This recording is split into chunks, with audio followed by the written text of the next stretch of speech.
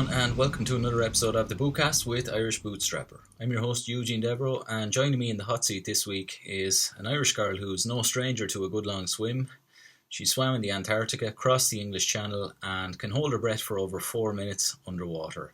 She's tried out for the Irish Rangers, which is the most elite form of the Irish Defence Forces, and is a climate and environmental activist as well. So without further ado, folks, please welcome Dee Newell in this one, Crossing the Channel with Dee from the Sea.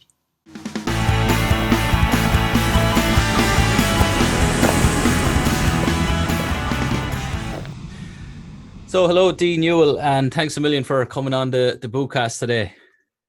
You're welcome. Thanks for having me. No problem at all.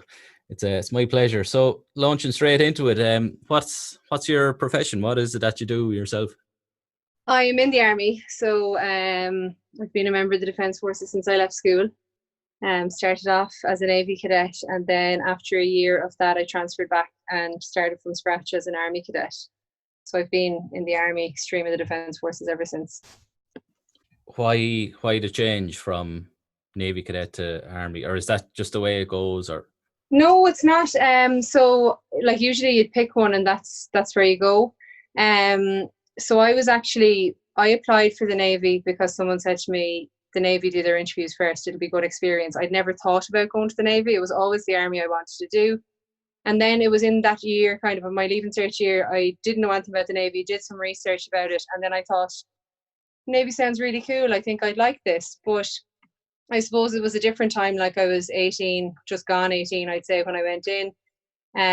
You used to do a college course in Galway, so you did general science. So I very much had the view of the Navy that I would do 12 years because I joined in that time where you do 12 years and get a half pension, and then 20 you do a full pension. So I very much viewed going into the Navy of, and then I could move on and do something else. But just the sea time, I did get seasick, but I also got over it. And I suppose I really enjoyed the first 3 months that I did on my cadetship, which was with the Army.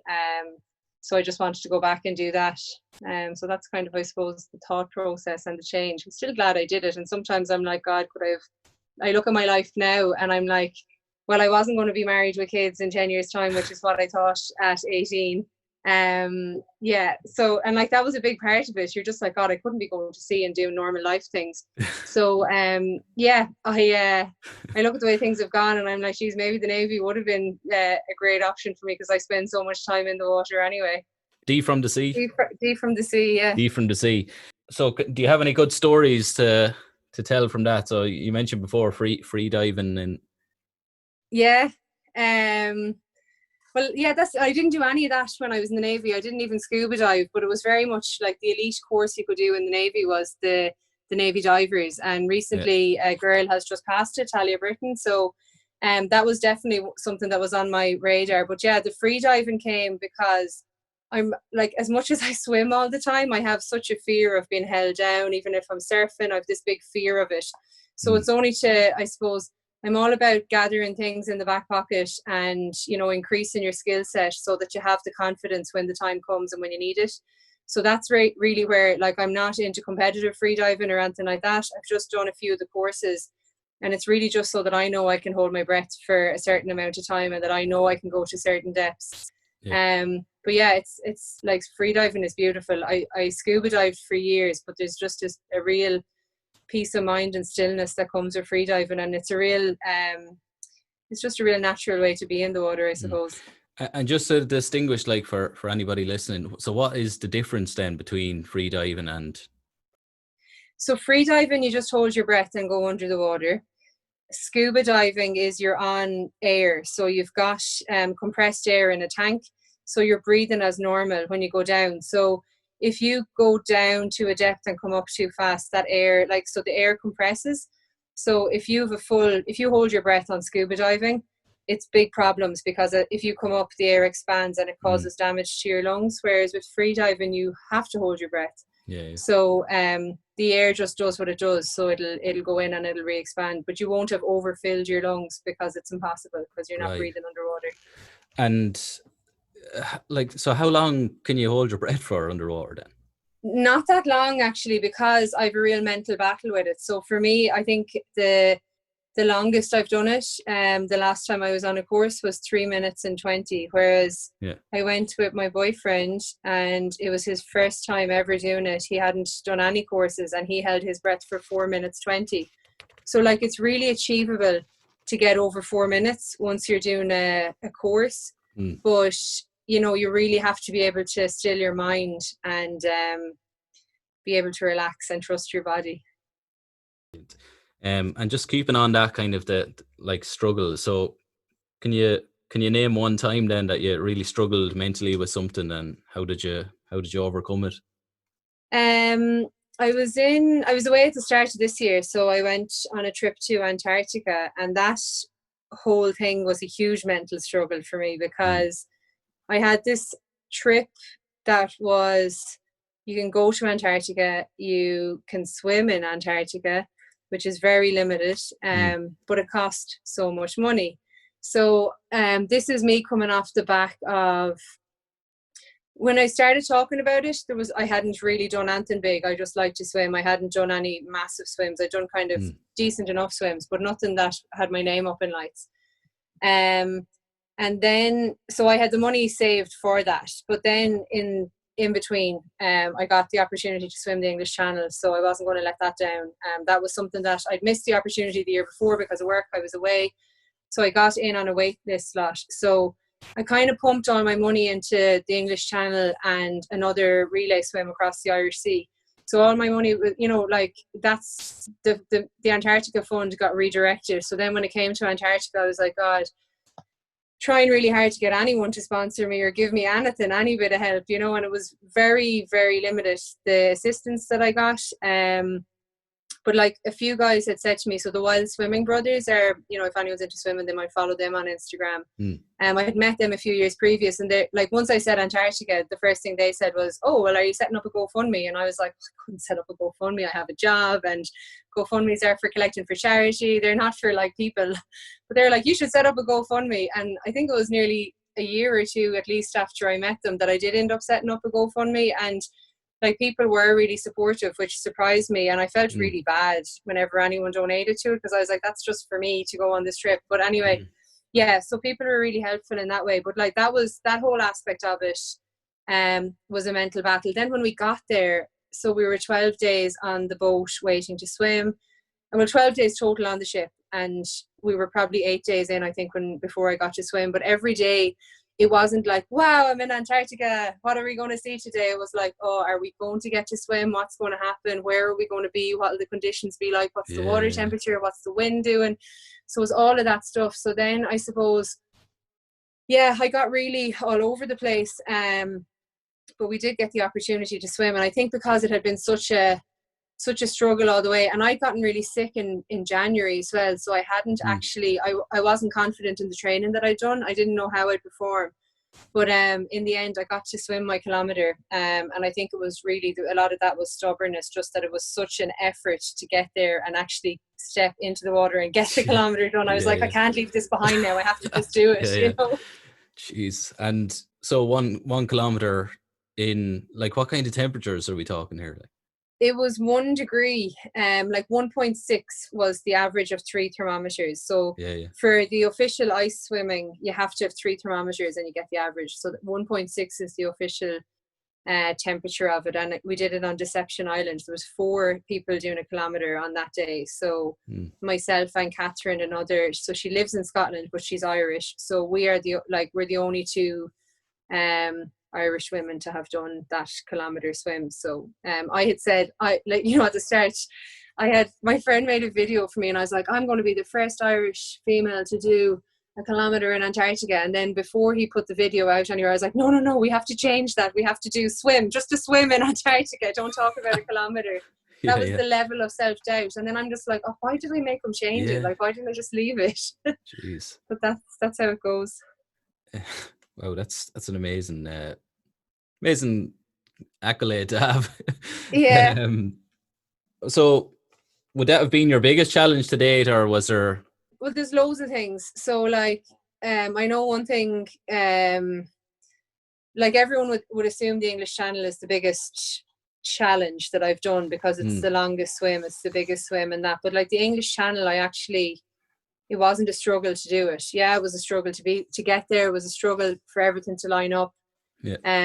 I was waiting over in Dover for over 2 weeks. But like, it's probably the first time in a long time that I've had 2 weeks of do nothing, only relax, eat well, breathe, meditate, focus on yourself. And I really had a very good attitude of just whatever will happen, because there's no point getting stressed in that situation. I get stressed in every situation, and I think it's the one time in my life that I just let things flow and I took it day by day, and it either happened or it didn't.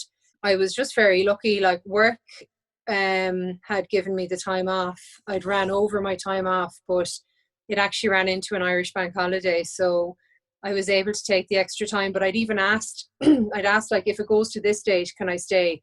And like, my boss at the time just said to me, stay as long as you need to. Now, obviously within reason, but it's the way it works. They book you on a neap tide. So a neap tide is where there's not, if you ever notice, if you live by the sea, so sometimes the high tide is really high and sometimes it doesn't seem to be that high at all. The same with the low tide. So the neap tide is that middle of the road tide where the high tide isn't that high and the low tide isn't that low.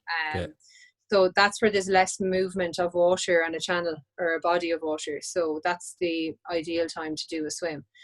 But I was able to go because we had a good weather window on a spring tide. So the only difference means that if you're looking at the track, it's a big S shape as opposed to smaller S shape or a more straight line.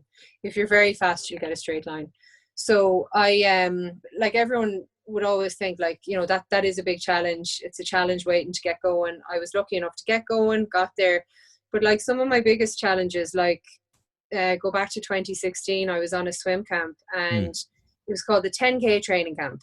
So I wrapped up and I think I'd come away from overseas. So I hadn't been near a swimming pool or a sea or a body of water in like at least 6 months. But I was like, it's a 10K training camp. You're training for a 10K. And I had previously done the Galway Bay swim in 2012. I did it in a wetsuit. I hated every minute of it. I got out of the water and I said, I'm never doing anything like that again. Then kind of a few things happened. I went on a swim holiday in 2013. I swam in Skins, which is just your swimming togs. It was warmer water. I enjoyed it. I started swimming in Skins at home, enjoyed it, did a few more bits and pieces. So 2016 came and I had a graw for doing the Galway Bay swim in Skins, because it just seemed like, you know, that was kind of the original way it was done. And that was the way I wanted to do it. So I went on this training camp. So I did a 5K swim and I hated every minute of it. I was freezing. There was a lady, we pulled in at the same time to get our feed from the boat. And this American lady was on the trip and she had her wetsuit on and she had socks on. And she's like, oh my God, Dee, you are so warm. I can feel the heat coming off you when I'm coming behind. And I was just like, she's, the rest of that swim, I was just like, she's stealing my heat. She's coming behind me and she's taking it. It's so ridiculous. But like, you know, the effort, like the next day we had a 4K swim in the morning and I was sick after breakfast. That was how much I didn't want to get into the water. But I managed to pull myself through. We did a 10K at the end of that week and I did it and it was fine. And, you know, we ended up, the weather was so bad, we had to do it in 10 1K loops around the boat. And it was funny because when you do a swim like that, you know there's a jellyfish in that corner and you know there's whatever you have over there. You know there's a little cold spot over there, you know, and that's so that kind of brings you through. But yeah, it was quite funny. So like I would say swims like that have been tougher than the big swims that you're training for. And that one was in Mallorca, you said, was it? Yeah. And you'd imagine the water to be pretty warm there. You would imagine the water to be pretty warm, but not. So if you go on a swim trek holiday, I say holiday in inverted commas really, but you go on those training camps, they go out a season where the water is actually colder. So like in fairness, we were towards the start of the season, so the water temperature would have been still under 16 degrees, but it would have been on, you know, it would have been 15 point something. Whereas when I went and did my long distance training camp, it was more like 14 to 15. So it was just within, it was actually, I did my qualifier for the English Channel as a relay, which was what I had intended to do initially. But yeah, that was kind of my first taste of kind of getting vibes of wanting to do the English Channel, but also it was one of the you know, I was kind of like, if I got through that 5K, I'll get through anything. And with the English Channel, like to give people an idea of distance or like length, what are we talking? It's 21 miles in a straight line across the channel. And you'll hear all kinds of distances. People will tell you, I did 55 kilometers, I did whatever, because it's all down to that S shape. So if I was to track my course, I probably did do about 55 kilometers. But like, you know, that's the tide pushing you up and down. So the real distance, straight line, 21. I didn't swim it in a straight line, but that's what the distance is. Okay. And like, it just sounds a bit mad, like that you're out at sea swimming for that distance. Yeah. Like, yeah. Is there ever, do any thoughts ever cross your mind like that I shouldn't be doing this right in this moment, that this is actually dangerous? Yeah. I never feel like it's dangerous, and I feel like I've gone really, I suppose, conservative about my swimming. You know, before I got into these longer distances, I'd jump in for a swim anywhere. But now, I don't know, have I gotten really dependent on the boat, or, you know, I'm kind of used to always having company. So I'll get freaked out if I go swimming on my own, you know, if it's somewhere new and that kind of stuff, and I'm not familiar with it. And you know, it really isn't like, as much, I'm always telling people you shouldn't swim alone, and you know, you can have whatever level of trust in yourself, but you really shouldn't swim alone. So, and I've gotten very used to having people with me. But yeah, like the start of any swim, I do get that feeling totally, where like, what have I done in my life to get myself to this point right now, and why am I doing it? And you know, especially if it's an event that you're in, you're like, I paid to be here. But even the English Channel, I paid to be there. I paid a substantial amount of money. And why do you do these things? Yeah, I don't know. Like my friend Orna, she said to me before, yes, you're an overachiever, you're obviously lacking in something, or you need to feel validated somehow. And I'm like, oh, I didn't think of that. What are you trying to prove? Yeah, I don't know. I like swimming. I kind of just, I suppose people say things and I'm like, yeah, I'll do that. I just kind of, I'm very much a yes person. It's a bad thing in some respects in that I can't say no to things. Yeah. But that's something you can work on. But like, it's definitely very good to say yes to things. But yeah, it does go back to that training camp in Mallorca with Cliff. It's the first time I met Cliff Golding, and he ended up being on my boat for the channel. But it was one of the swims we were doing, and there was a whole heap of jellyfish in the water. And I was just like, oh, you know, people were getting pulled out left, right, and centre. And I just put my head down and I was like, you just have to swim through them. I was like, they don't even sting that bad. And I kept going, and Cliff was like, oh, you're nails, you're going to be an English Channel swimmer. And I was like, I'm not going to be an English Channel swimmer. Who does he think I am? You know, yeah, but I suppose it only takes one person saying it. And like, I've said this plenty of times, that's probably, you know, Cliff being the swim guide, doing his job, saying something. He's probably said it to 20 people and they've not paid attention to it, or they've not believed him. Whereas he said it and I was like, okay, I'll be a channel swimmer. And then the idea is put in there. But like, my goal was never really the English Channel. I wanted to do the North Channel, which is between Ireland and Scotland. But like the North Channel has an awful lot of lines mains. It's colder. It's, you know, it's a much harder swim. So I was like, okay, well, if I do the English Channel, at least I know I can do the distance, and I know I can do that type of swim, with a view to doing the North Channel in the future. But like, I haven't made any plans to do that. And I don't really have the burning desire to do it. And I think you really have to have that, because if you don't, you're not going to get anywhere. You know, it has to be something you really want to do. And I never really know the reasons. I suppose it's just instinct and gut. And it's like, you just roll with things. And if they feel good, and like the big thing with me is I've just been surrounded by great people. You know, it's definitely not, as much as it's a solo swim, it's never a solo swim. It's about the people around you. Like, and I had Cliff there, you know, on my boat. My friend Gavin Hennigan came on the boat at last minute. Yeah. My friend Andrea Baxter, she was meant to be on the boat with me. She couldn't go, but she came on my training camp and everything to properly know how to feed me. And then one of Brian's friends, Andrew, he came down from London, you know, and he's a sailor. And like, it ended up being, they're not the crew I picked apart from Cliff, but they were the best crew, you know. They're brilliant. Good stuff. Brilliant. Yeah. What would be your top tip for somebody who might be on the fence about, going for a goal like that, whether it's a physical thing or maybe starting a business or just doing something that's out of their comfort zone?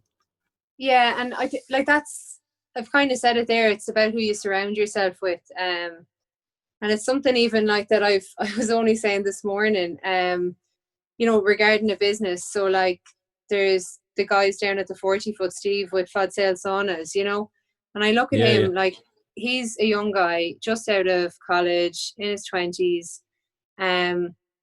There's no way in the world I would have done that in my 20s, and I just think he has, like, I see all of his friends in that, and they're an unbelievable group of guys.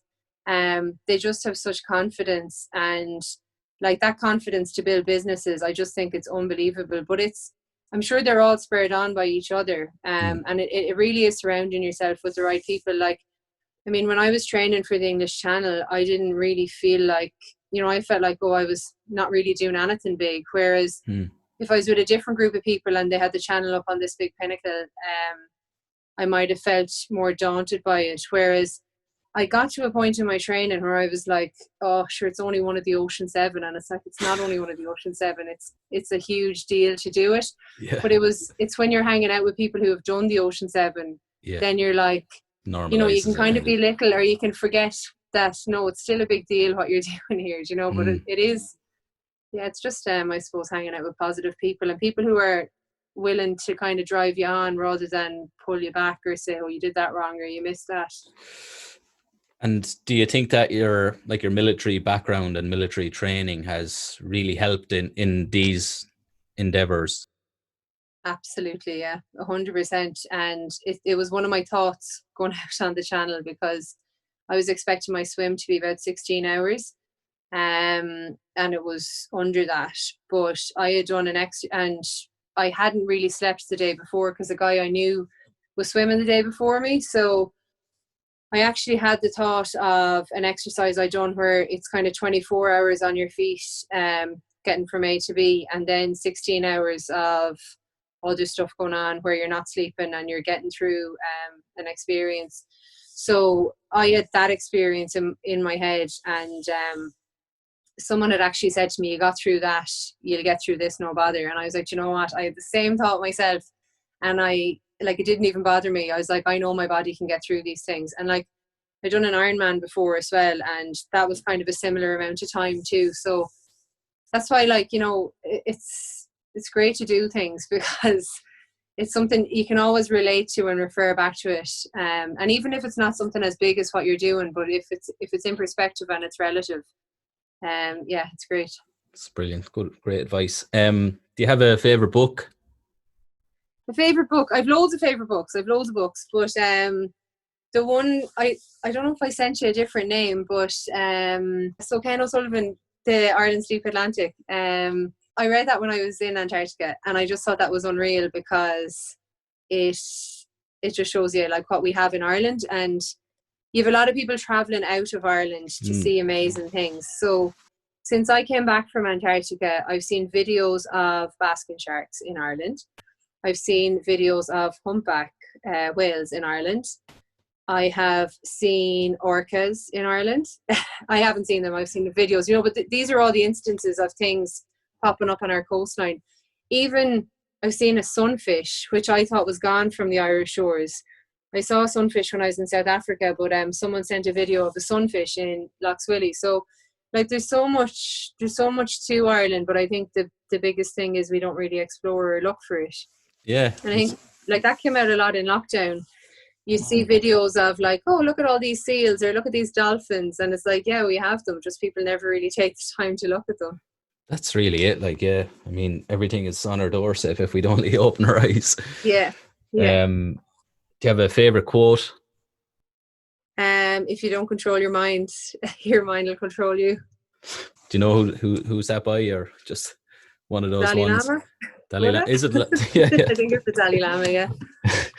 I think it is. Two people that inspire you. I can't remember who I said, but Sean Conway is someone I was going to say, and I could say him for the book as well. So yeah, Sean Conway he's not from the UK, but he's based in the UK. So he's an adventurer. So he started off doing cycles, but he swam the west coast of Britain. So he's done like Land's End to John O'Groats in, I think he did it in a cycle initially, and then he came back a few years later and did it in a swim, and then he did it in a run. But I read the book about his swim, and what I really identified with in it is he's not an elite athlete. He just gets it done. He didn't do a huge amount of training for the swim because it's such a long endurance effort. Like, how do you train for that? Yeah. So it's really just he had the confidence in himself. He pulled a team together and he got that swim done. And like, that gave me an awful lot of, because he had said that who inspires me. I'm like, I don't really know who inspires me. I don't know what inspires me. But I do refer back to, like, I'm like, well, I got a lot of confidence from reading his book to see what he's done. And he's a very relatable, down-to-earth, normal person. He's doesn't have any mad sponsorship or anything behind him. He just kind of makes it happen. Yeah. Brilliant. You mentioned your friend as well, Orna Lee. Oh, Orna, yeah, of course, Orna. Orna's brilliant, and she's like Orna's a real positive kind of supporter, and she does, again, just gets things done and that, and like, she's bounced back a lot from, like, I was only talking to her before I came on here, and like, she's just gotten back into doing, so she's a gymnastics instructor, and she runs small classes, and like, she's just gotten her studio back up and running, and then lockdown comes in again, but like, she's there straight away, like, right, how am I going to get around this? So, it's back to the online classes and things like that, and thinking outside the box and what else she can do. So definitely a big inspiration all the time. Very good. What does the word Army Ranger mean to you? It's why I wanted to join the army, actually, as much as it was such it hasn't been done. It hasn't been done by any women.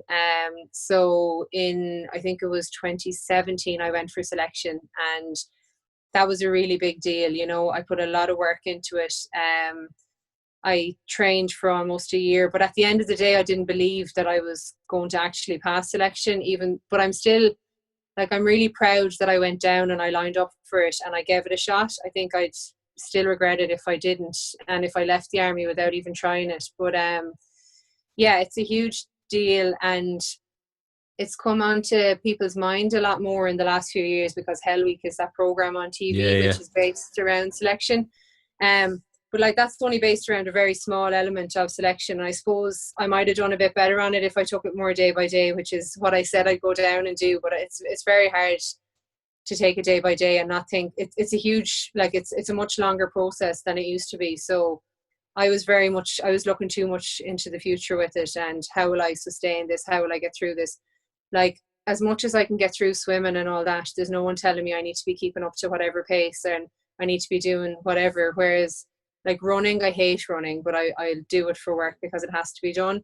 But yeah, like, that was some of my mentally toughest times, I suppose, even in the training for that. Like, the amount of times that I was up in the hills running around with a backpack on my back, and just really digging deep, causing injury to my body. But it's just what you have to do. But yeah, I'm very happy that I did that. Well done. And just to, like, distinguish, so, like, what makes the Ranger division so special, or what makes it so difficult to become a Ranger? Like, well, it's the elite. It is the elite unit that we have in the Defence Forces. It is the Special Force unit, and you're trained, like, the selection to get in there. It's a much different process to what the army has. Like, the army, like, someone from the outside who's not in the Defence Forces, they're like, oh, but to get into to do a cadetship is massive.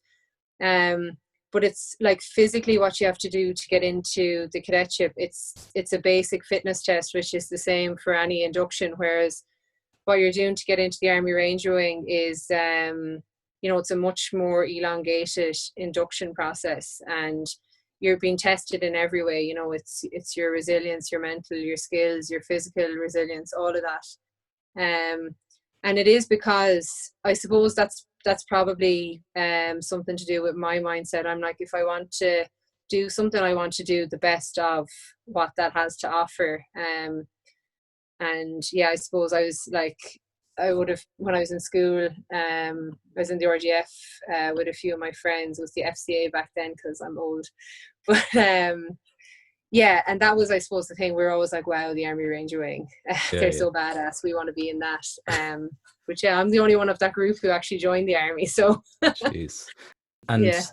can you talk about like something specific in the training, in the selection process? What did you find like the most difficult, or what was really Um, just had a big impact on you? well, I suppose it was this, I suppose, the solitary training that I was doing in the lead up to it. And it's trusting yourself, because, you know, I have done a lot of water-based sports. I'd always back away from running. So I really had to test myself with trying to get my running up to a better standard. And, you know, it doesn't come easy to me. So that in itself was a challenge. But it's like, so I was, the particular aspect of training that I was really trying hard with was the navigations and navigating with a heavy backpack on. So it's when you have, like, it's so easy now. I can go out onto the hills and I can put on like View Ranger on my phone and I can Yeah. see exactly where I'm going. It's all so easy. Whereas like if you're training for selection, you're literally just your map and your compass. And it's that self-doubt that comes in all the time. You know, you're like, am I even going the right way? And what really played on my mind was, if I take a wrong turn, how much more effort and distance and time am I putting on myself while I'm carrying this heavy backpack that I'm Yeah. literally just carrying to get my body used to it, you know? Yeah. So yeah, that was the biggest thing for me, was just trusting myself and trusting the compass, and trusting that I was actually going to get myself to the right place at the right time, you know? Brilliant. Super. And one of your big kind of passions, I suppose, is climate. When you're out in the sea, do you see the effects of pollution, plastic, all of that? Like, was there ever a moment that really shocked you, that it kind of hit home that, geez, we need to... Yeah, well, now I'm seeing, like, so it's usually not that bad. I swim a lot at the 40 foot, it's usually not that bad there, but I am seeing a lot of masks, like the disposable masks thrown around in the sea. That's the main thing I see in the sea, rubbish wise. But yeah, I think when it hit home to me was when I was in Tenerife on the first time I went free diving. So I think it was 2015 or 2016. And everyone was talking about the blue hole in Egypt, about how, you know, it's the place to be for free diving, and it is. So the guy that I was buddied up with on this day, I asked him, had he been to the blue hole, and he said he had, but he was like, he's like, I don't really want to go back there. It kind of upsets me. And I was like, why does it upset you? I was like, is it not the most beautiful place to free dive in the world? But he was talking about the amount of single-use plastic dumped along the road on the way to get there. So at the time, I had been following someone on Instagram called Plastic Free Mermaid. And her big thing was go topless. So literally, just if you're getting a takeaway coffee, do not take the lid. So I was doing that, and I was telling everyone not to take the lid. But then it was this conversation that I had with this guy in the water that I realized it's not just the lid of your coffee cup, it's everything, you know, and it's the more you see, you know. So Yeah. it's like, you know, shampoo bottles, you're buying shampoo, and not only is the shampoo that you're putting in your hair that's going down the drain a toxic substance, it's then that bottle is going into the bin, and is it being recycled, or where is it going? So, you know, over the years I've made the change from, you know, even accept, and that's a really difficult thing about now. There's so many coffee shops not taking a keep cup. But like Cloud Picker has released a really good video, which is showing you how it's so easy to still take the cups. You just put it on a tray. Nobody has to touch your cup, only you know. So there's ways around it, and some places are doing that, and other places are just saying a flat, no, we can't do it. But yeah, it's been a transition, kind of going from just the simple thing of not taking the lid of a cup to now, you know, I have very little plastic in, like I've no plastic really in the bathroom. So like all of my shampoo, conditioner, they're a solid block and they're in a tin. Toothpaste is in a glass jar. Bamboo toothbrushes, so the bristles on the bamboo toothbrush are still a plastic. the biggest place I suppose is food packaging. But since we got back with lockdown, I've been using Weekly, which is a sustainable kind of plastic-free delivery service. So I've been using that and growing veg out in the back garden, things like that. So there's lots of ways around it. But so it's kind of it's a slow process, and everyone, people can always feel like they're not doing enough, but really when you're doing anything and you just kind of keep making little changes, because if you try to do a full overhaul and say, I'm never using plastic again, it'll last a week and then you're back to it, because, it's small changes. So just before we wrap it up, what's next for Dee from the sea? I don't really know. Like, I've been doing a lot of time this year with just, helping other people come along with their swimming. And that's been brilliant, because it's nice to share the swim love and, help other people see what you see in it. But yeah, I think next year I was hoping to do a swim this year from the Aran Islands into Galway Bay. So I think that'll be rolling on to next year, and really just whatever opportunities come up if things look good. But it's definitely try and keep things on island rather than going too far away from anything. Good stuff. Dee, just if anyone wants to follow your journey or reach out to you or get in touch, what are the best?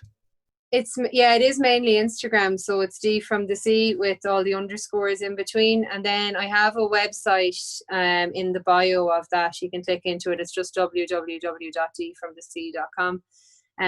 So I have a few more bits and pieces to put up on that, because I'm working full time, so I'm not the best at keeping everything up to date. But I certainly do need to throw a few more articles and reviews up there soon. Good stuff. Dee, thanks a million for coming on the Bootcast, and best of luck with everything. Thanks for having me. No problem. Cheers. Bye. See you. Bye.